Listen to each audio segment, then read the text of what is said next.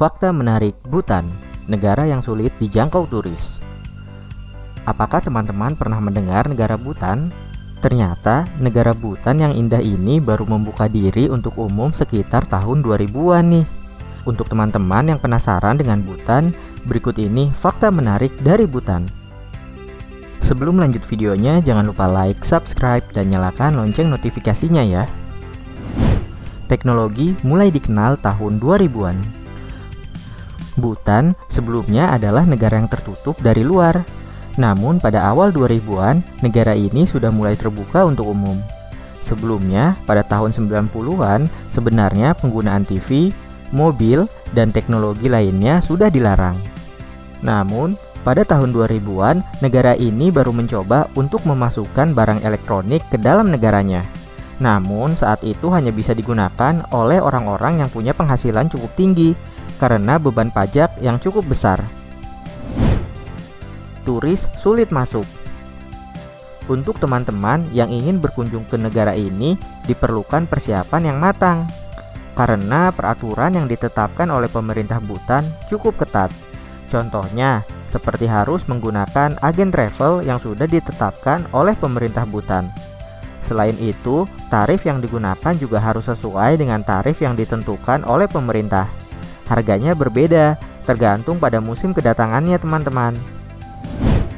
Negara terakhir yang baru menggunakan televisi dan internet.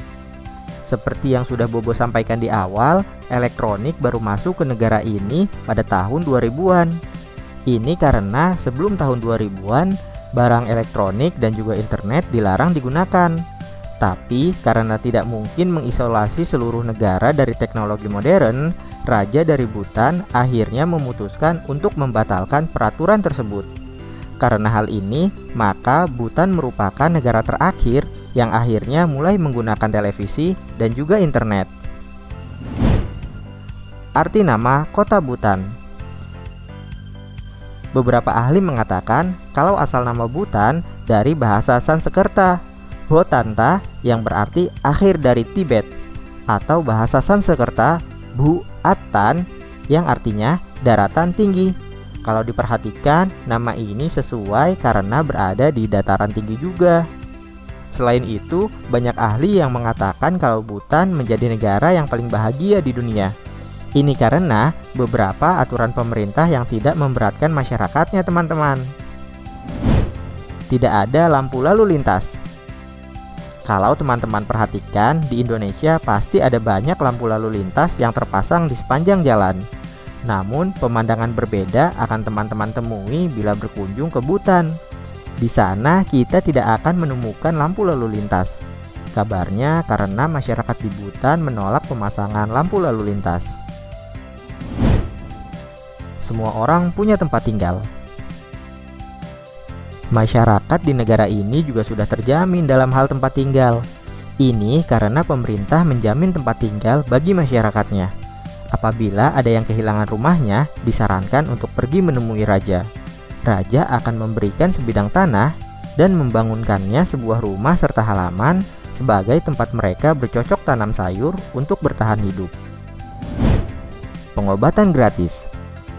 Tidak hanya tempat tinggal, pemerintah Bhutan juga memberikan fasilitas kesehatan gratis bagi masyarakatnya.